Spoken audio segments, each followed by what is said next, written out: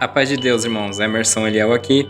Eu recebi uma proposta após postar o vídeo aí da pregação do irmão Valdir de Matão, de fazer uma análise da pregação. Geralmente eu não faço esse tipo de análise, né? Eu vejo muito assim, essas análises em alguns programas, né?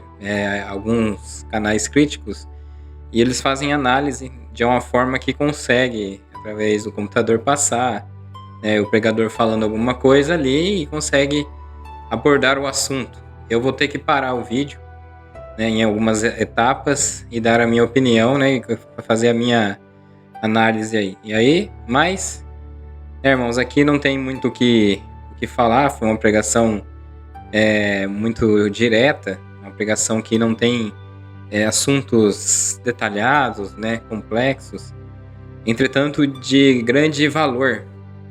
Ela não é carregada de temas. Como um pregador que ele faz um certo tipo de teologia, né, um estudo bíblico, às vezes ele dá umas voltas para mostrar tal sabedoria, mas não tem uma edificação quanto a uma pregação como esta. Então eu vou soltar aqui e vou parando assim para dar, a minha análise a cada ponto. Querida Irmandade, uma palavra bem conhecida, a vida de José é mencionada por diversos lados e conhecemos e sabemos que Deus deu a ele o dom da misericórdia, da humildade, da paciência, envolveu aqui muita coisa para suportar, porque na cabeça de José havia um plano de Deus, que talvez até por algum, não digamos que por erro, que permissão de Deus, o que ia acontecer com ele se antecipou e falou, contou para os irmãos, contou para a mãe, contou para o pai. Irmãos, tem muita coisa que Deus pode fazer para nós e tem coisa que Deus mostra. Nem tudo se fala, e às vezes se fala tudo também, depende do lado de quem ouve e do lado de quem fala. Do lado de quem escuta, se o espírito é puro, ele vai orar para dar certo. Mas se é um espírito ao contrário, ele tenta atrapalhar tanto aquele que ouviu, que soube, que viu, que tinha certeza, como fermenta a coisa. Que Deus nos guarde desses espíritos de maledicência. Que o Senhor coloque em nós um espírito de amor, de misericórdia, desejar o bem. Se o que eu vou falar, se o que eu vou ensinar, se o que eu vou dizer não edifica, não ajuda, não é para bem, é melhor eu ficar quieto. Pensemos, irmãos, a palavra que Deus está mandando aqui. E cada um de nós aqui temos um pensamento, tanto espiritual como material, físico, cada um tem um sentimento. Mas por que viemos aqui? E fora dos que estamos aqui, uma multidão está online, alguém parou para assistir, ouvir a palavra. Aqui sobre a maledicência, ele está falando sobre essa análise que as pessoas fazem de um fato, seja no extremo religioso, aquele extremista religioso, que ele é tão focado no nome de uma instituição, e tem ela como única, exata, perfeita, quanto aquele crítico que está sempre reclamando, né? Aquele que nada ali vai ter de bom, né? Não vai conseguir enxergar nada bom ali, seja, né? Não estou falando só da instituição, da denominação Congregação Cristã no Brasil, mas outras denominações também. Ele vai tirar da denominação dele, né? Pode ser de uma Assembleia de Deus, só as coisas ruins que acontecem, e geralmente ele fermenta a coisa de uma maneira de deixar aquilo, né, com mais ênfase, deixando ofuscado a parte boa, né, as boas intenções. E muitas vezes esse extremista também está naquele que adora a denominação, né, sobre todas as coisas. Ela é da forma que ela foi gerada, não pode nem haver mudanças.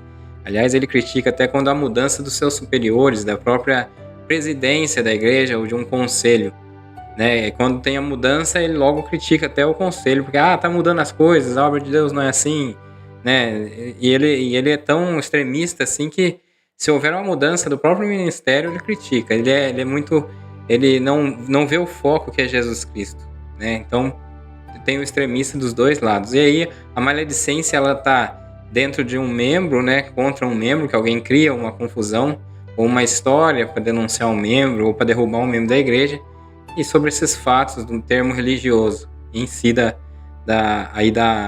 dessa questão que ele está falando. E cada um, irmão, sabe o fruto que tem e o fruto que dá.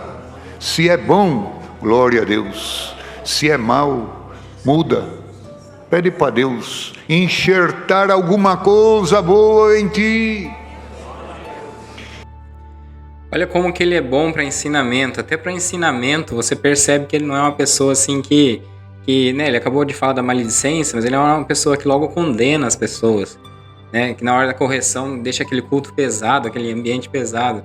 Ele falou sobre a árvore, né, que não dá frutos bons, né, mas não já foi falando em cortar, porque geralmente, né, ele já vai usando essas palavras. Muitas vezes eu já ouvi em pregações já querendo atacar as pessoas. Então, né, querendo derrubar, jogar lá embaixo, porque não tem fruto bom. Então vem aquela conversa, condenação, ataque de culto. Não, ele foi essa pregação, essa correção, essa doutrina amorosa que o Valdir de Matão tem. Falou até sobre mudança, para a pessoa mudar, se analisar e passar a produzir frutos bons. Está em tempo, né? E ele foi aí exato nesse falar, porque muitas vezes a pessoa que ela analisa o outro, ela não está na outra pessoa. Ela não sabe o que passou naquela pessoa, o que a fez deixar assim, o que construiu dentro dela para tornar uma pessoa que não produz bons frutos, né? Ali ele está falando sobre uma mudança ainda. Por mais que outros joguem, né? Fala, mas esse não tem mais jeito, né?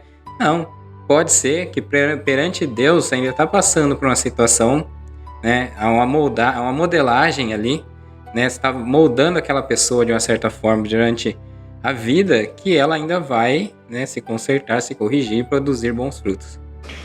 Então José, aqui já no finalzinho, depois dos últimos versos nós nem lemos, fala sobre a morte dele.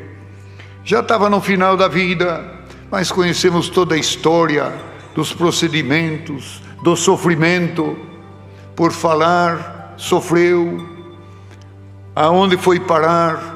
Mas os seus irmãos continuaram vivos, passaram seus anos, e chegou o dia que, pela sinceridade dele, Deus levantou a sua cabeça. E mesmo escondido dentro da onde ele estava, o padeiro esqueceu do sonho, ele interpretou na hora. O copeiro também, aconteceu o que ele falou, mas ainda me parece que ficou 2 anos ali dentro esperando. Ele podia dizer, poxa, eu pedi para ele se lembrar de mim, mas ninguém se lembrou. Irmão, tem alguma prova, tem alguma luta, tem algum problema, tem alguma circunstância na nossa vida, de todos, que você tem que carregar sozinho e sozinha, até a hora que Deus quer te levantar. Aqui ele fala de uma batalha que é individual. Pessoas têm as suas batalhas, as suas questões individuais. Às vezes ele sofre com isso sozinho. E ele chega, né, ao ponto de entregar isso na mão de Deus. E tem o tempo certo, onde Deus vai fazer ele levantar, né, ou vai usar aquilo tudo enquanto ele está ali passando por essa prova para se moldar e se modificar. Modificar entre outras questões, ao ponto de, né, tornar-se uma pessoa melhor, né, ou como exemplo para algo, ou para ensinar alguém. E não é com todas as vitórias que nós entraremos no céu. Às vezes nem todos os desejos se cumprem. Mas de uma coisa temos certeza: aquele que creu em Cristo tem certeza da vida eterna. Partirei daqui, melhor ou pior, rico ou pobre, enfermo ou são, mas eu partirei daqui. Isto é pó, carne volta à terra, mas a minha alma volta a Deus. Tenho certeza, plena convicção da vida eterna. Essa é uma questão que eu já falei aqui no canal, né? Já coloquei esse assunto que ele falou sobre certeza da vida eterna. Todos os hinos da congregação, eu não sei em que parte a congregação chegou, ao ponto de muitos membros pensar que está lutando para a vida eterna. E essa falta de certeza nele, algumas questões de púlpito que vem, algumas questões de alguns pregadores, porque tem problema com pregadores. Chega a esvaziar a igreja ou deixa pessoas depressivas. Aliás, eu deixo aqui meu recado. Se você está num lugar onde não está te deixando bem, onde você vê aquele culto pesado, situações que te deixam depressivo, angustiado, sai da igreja, ao invés de sair melhor, não fica bem, procura outra comum. Porque tem sim, irmãos. Às vezes alguém vai falar que eu estou criticando a igreja, mas o próprio Cláudio Marsola falou num vídeo atrás, lá para trás, na pandemia, que se a igreja está esvaziando, o ancião daquela localidade vai prestar conta. Porque tem os seus problemas, tem pregadores. Por que você acha que tem que ter esses ensinamentos? Acha que tudo que vai sair da boca vem de Deus? Por isso tem que haver o discernimento. Tem que discernir algumas coisas, porque às vezes a pessoa tem uma mágoa com algum membro, ele joga lá de cima. Isso eu testemunhei. Então vocês têm que ver se está te fazendo bem alguma coisa, né? Você vê que ele fala sobre a certeza da vida eterna. Muitos vivem numa angústia, né? Porque ele não sabe nada ainda. Mas ele aceitou Jesus Cristo. Os hinos da congregação falam, né? Todos ali, já me fizesse cidadão dos céus. É um hino que fala, entre outros, aí, sobre a certeza da salvação. Que Jesus é quem lutou por nós. Por obras, ninguém vai conseguir se salvar. Isso já foi dito por Luiz Carlos Euclides em um outro vídeo.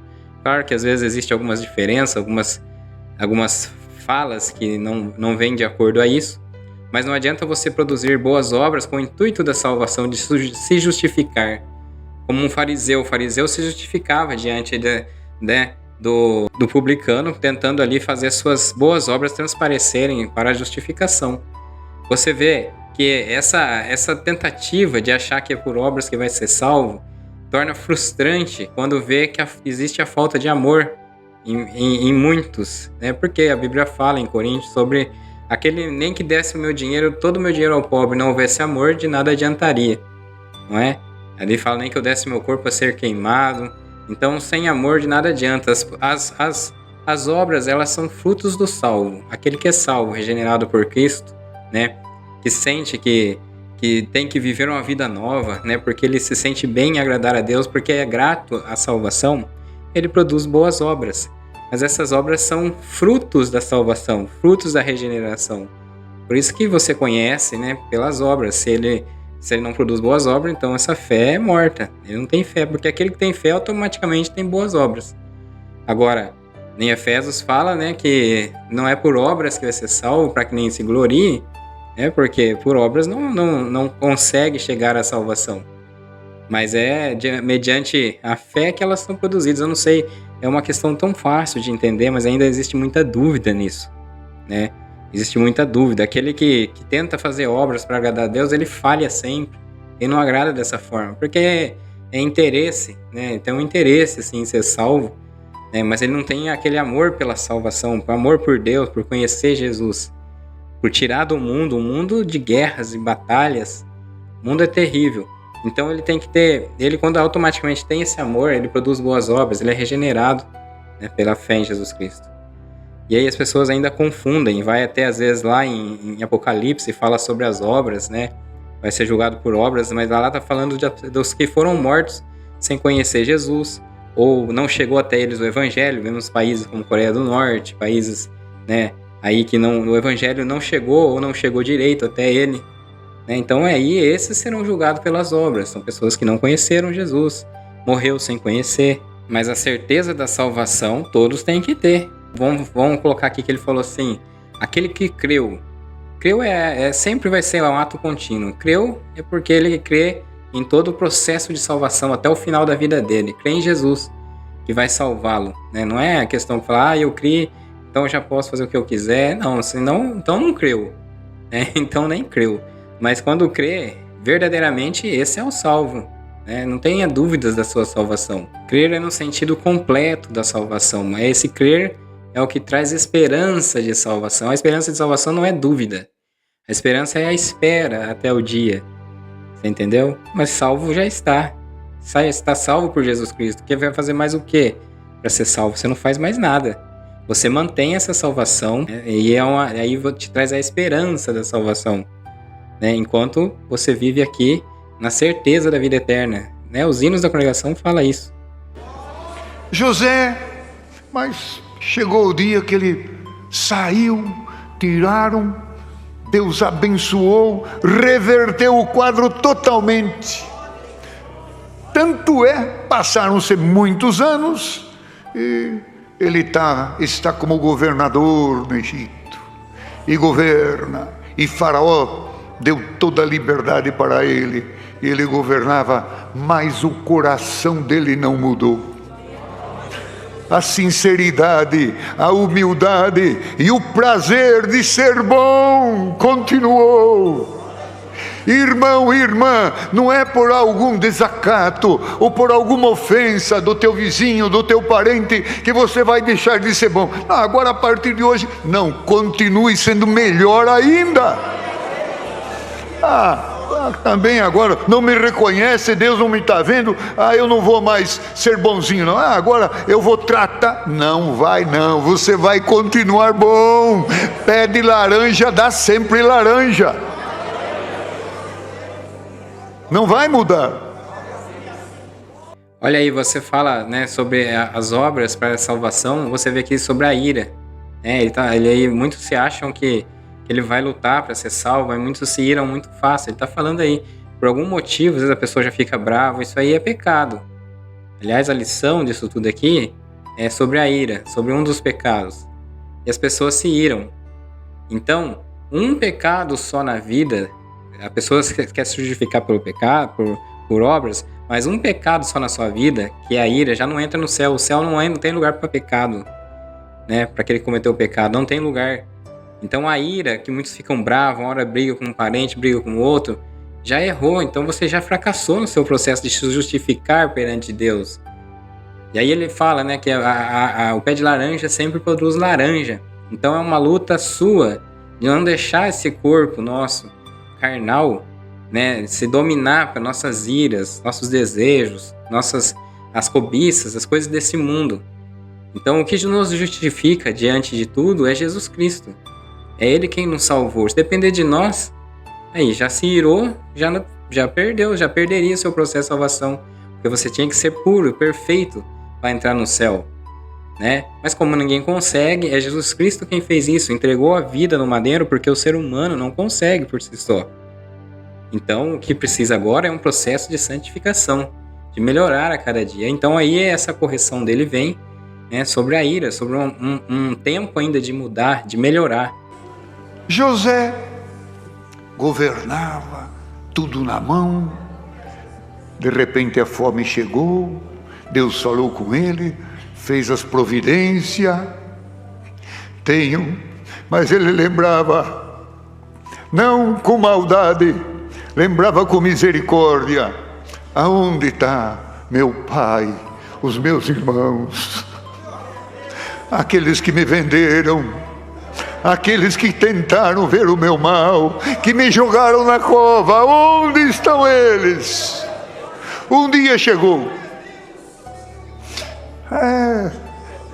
olha ali, conheço. Chegaram e nós sabemos da história de tudo que passou. Mas tinha ainda Jacó, que viu, acompanhou e pôde ver a benção de Deus no filho que tinha, e que a sua cabeça realmente se levantou. Chegou o dia que Jacó faleceu, o pai, houve a lamentação dos demais filhos, a preocupação. Mas veja bem, irmão, aqui a palavra que Deus manda hoje nos traz aqui uma advertência e uma boa lição. Aqui tem uma plateia de irmãos que está aqui, uma quantidade de irmãos de 80, 70, talvez algum mais de 80, 60, 50, 40, tem mocinhos de 20, umas crianças, alguns jovens, aqui tem de toda a idade. Logicamente, ou nós que já estamos aqui, passou dos 70 para 80, você diz, é pouco tempo que me resta.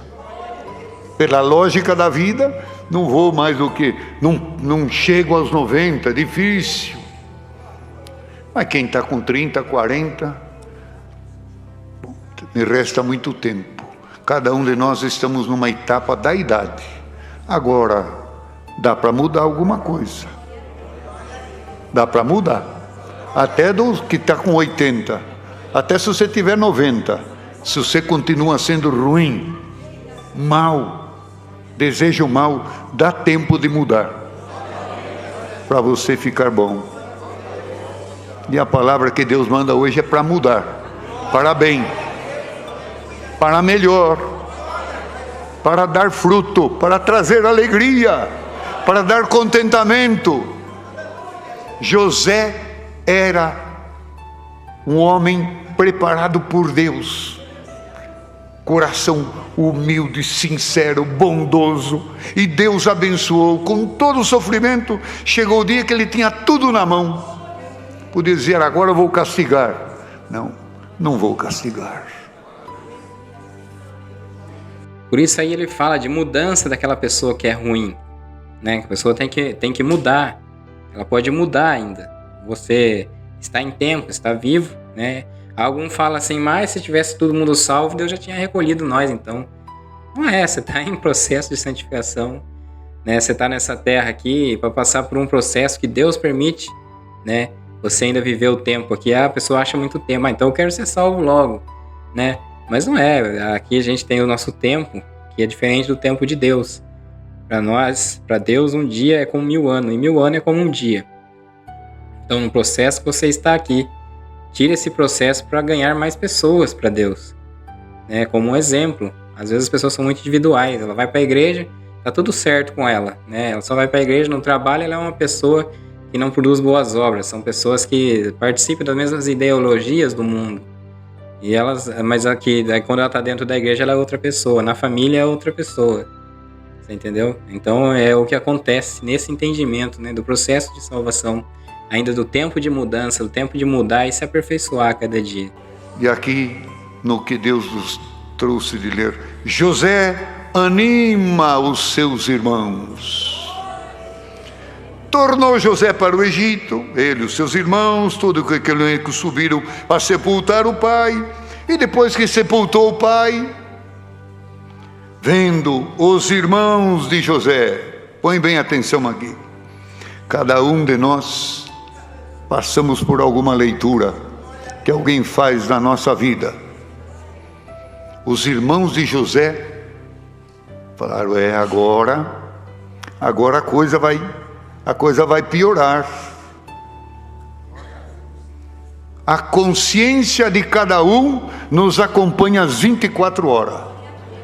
E tem coisa que você faz e não reacciona na hora, mas depois você deita, pensa: fiz o certo, você dorme em paz. Fiz errado, não te deixa dormir, o sono vai embora, levanta outro dia de mal-estar, não está contente e as coisas se complicam. Bem-aventurado aquele que é puro, limpo, sincero, verdadeiro. Deita, dorme, levanta e continua sendo o mesmo. Bom. Os irmãos de José fizeram toda aquela trama, tudo o que fizeram.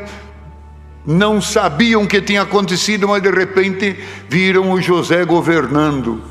Meu, que bom, nos enriqueceu, nos encheu de bens, deu tudo o que precisávamos. Tá bem, mas olha, o pai está vivo, Jacó está ali.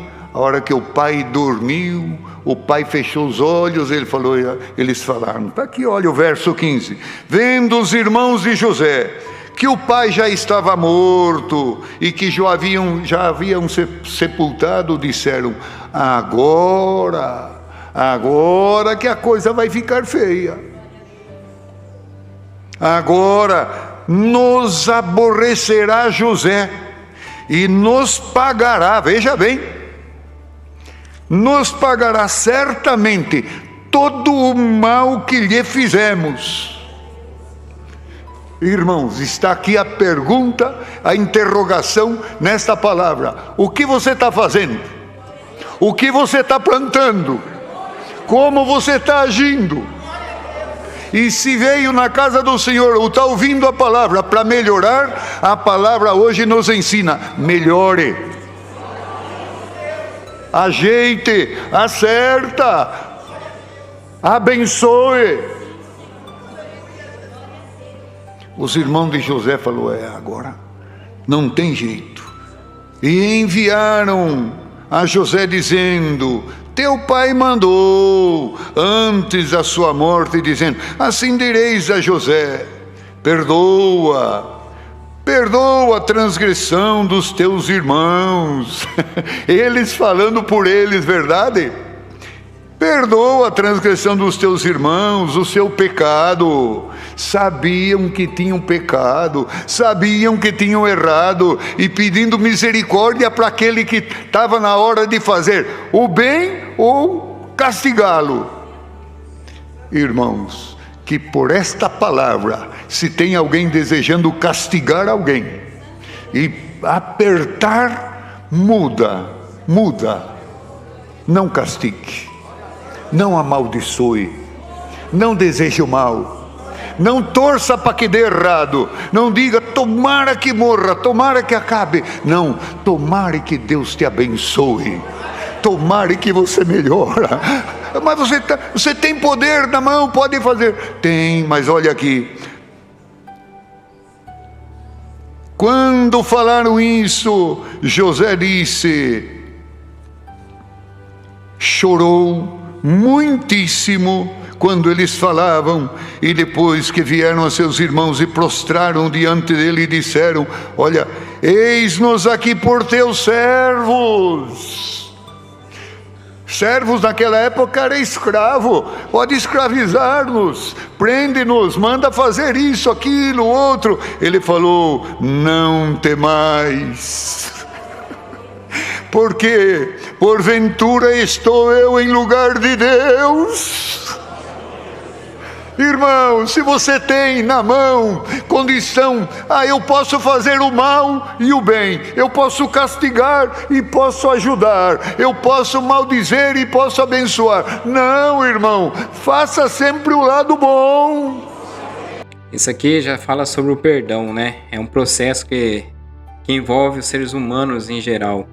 Isso passa até para uma questão, até a gente pode encaixar aqui uma questão de ministério local, muitas vezes que ele não perdoa. O irmão ali cometeu algum erro, isso já passou anos e anos, ele não perdoa. Ele coloca até a igreja contra aquele irmão, colocando em situações de julgo, né? E quando a gente fala em não perdoa, os ataques, algumas ofensas, a gente logo observa, muitas vezes isso não é uma prática, né?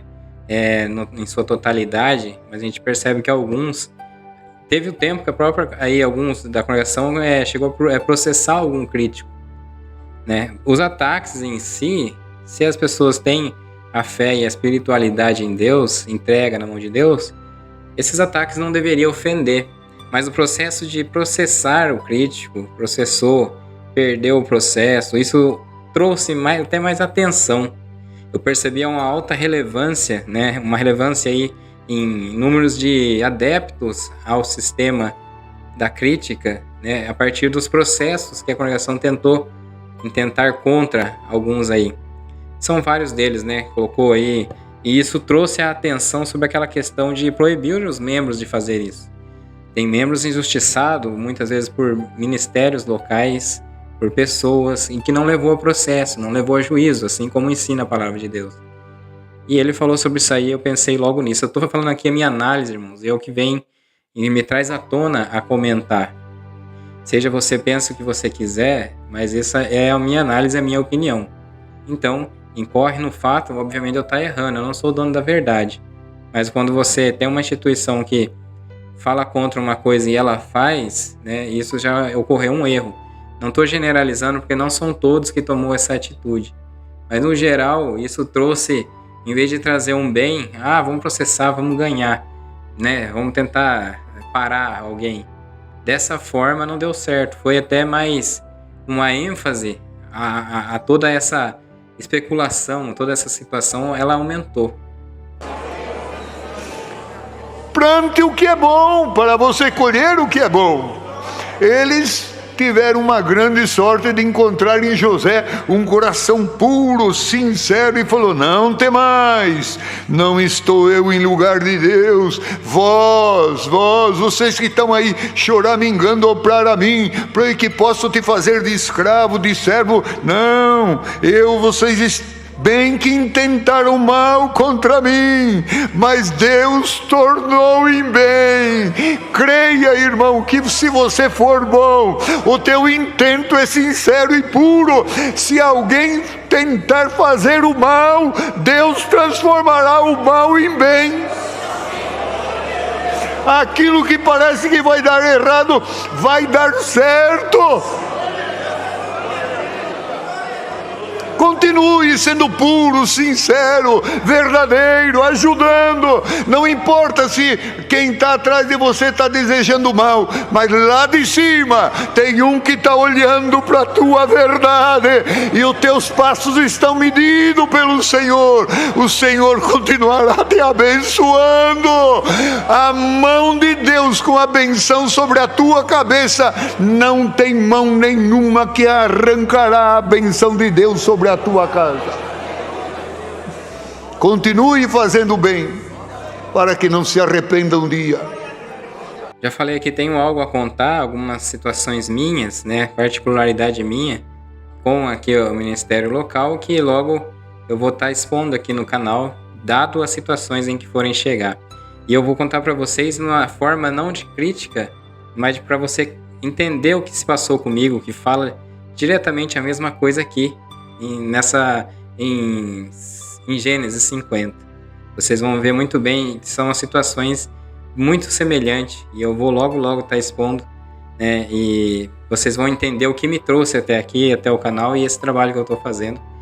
E talvez ele vai perdurar conforme a resposta. Isso para mim é muito, me deixa muito ansioso às vezes. Eu estou esperando, estou numa espera aí de uma decisão, então vocês vão ver que isso vai ser interessante. Vai ser muito interessante para o nosso crescimento espiritual.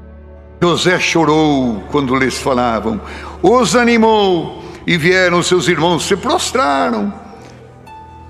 Agora ele levantou e falou: não, levante disso.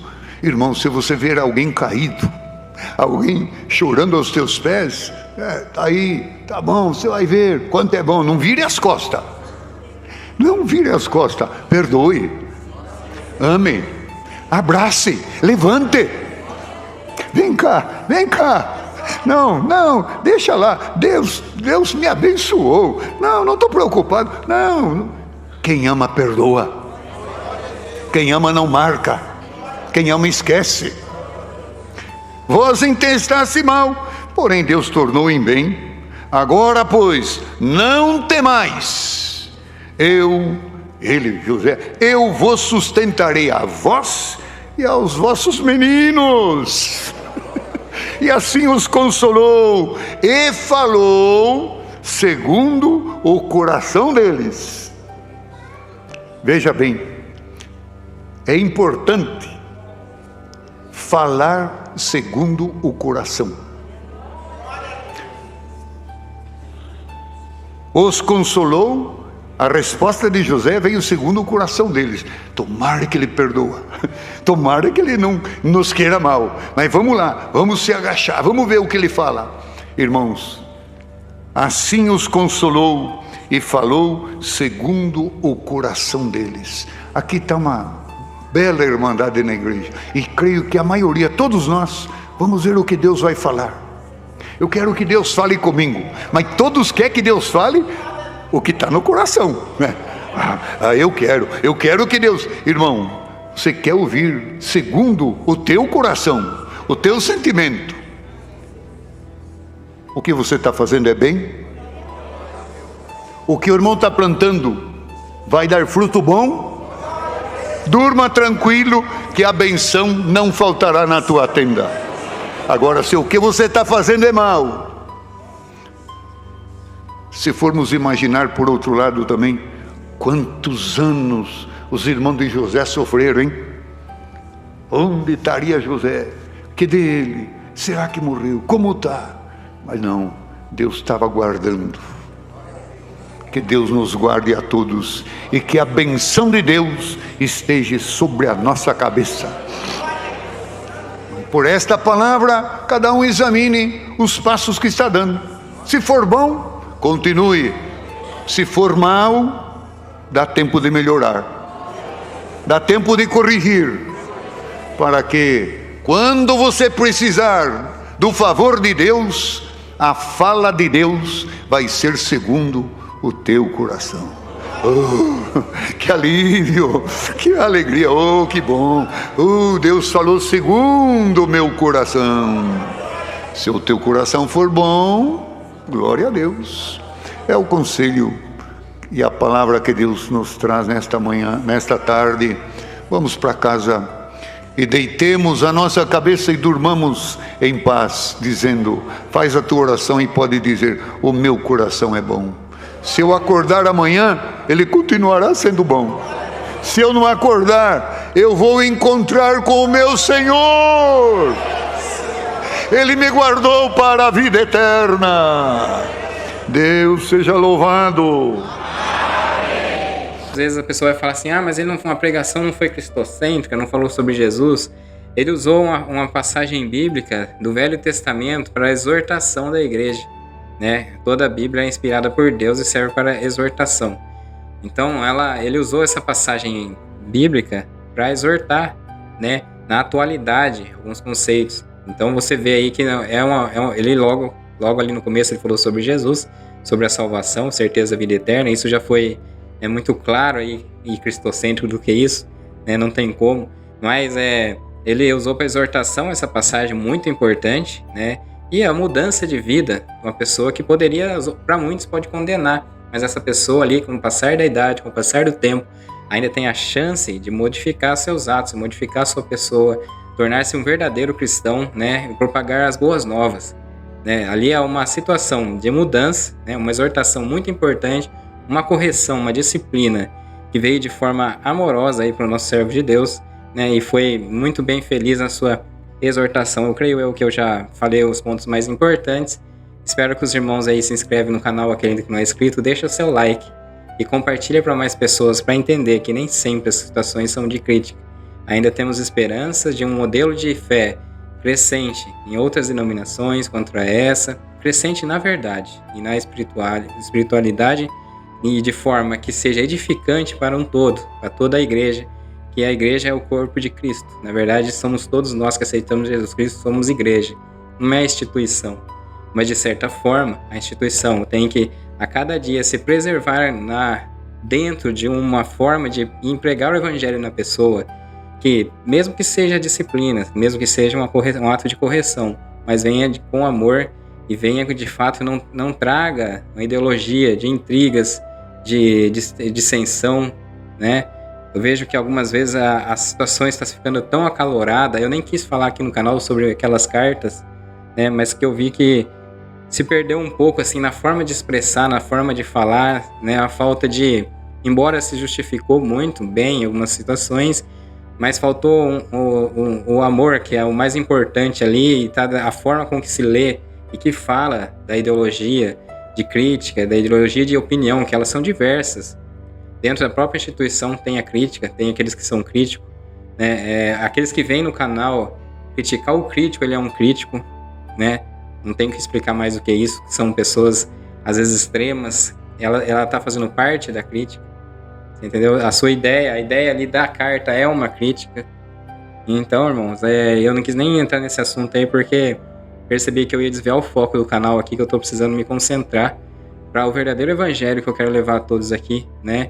E vamos aproveitando assim os erros, os acertos, e a gente vai chegar, né, a cada dia melhor o nosso intento perante as coisas de Deus e perante o nosso aprendizado e conhecimento. Deus abençoe grandemente a todos. Se inscreve no canal e deixa seu like. A paz de Deus.